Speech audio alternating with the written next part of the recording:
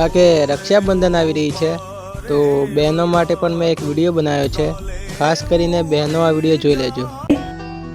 આલે ભાઈ તારા આટું રાખડી લઈ આવીશું. તું તો કાંઈ આવ્યો નહીં, પણ મારે તો તારી પાસે આવવું પડ્યું રાખડી લઈને.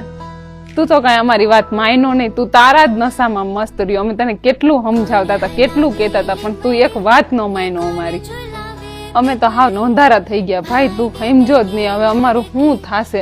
બેન હજી નાની છે, મમ્મીથી કામ થતું નથી. હું તો કેટલું કરું ભાઈ. હવે થોડુંક તો વિચાર્યું જ ભાઈ. અત્યારે જેના માટે આવું બધું કર્યું છે ને, અત્યારે મોજથી ફરે છે. કોઈ દિવસ તારી સાર સંભાળ લેવાય નથી આવતા, કે નથી તારા પરિવારને જોવાય આવતા. તે શું કામ આવું કર્યું ભાઈ? બધાય તો અત્યારે કેવા મોજથી જીવે છે. તે તારા પરિવારનું તો એકવાર વિચાર્યું જ ભાઈ. કાંઈ નહીં ભાઈ, હવે રાખડી હું અહીંયા રાખું છું, અને આગલા જન્મમાં તું જ મારો ભાઈ બનીને આવે એવી હું આશા રાખું છું.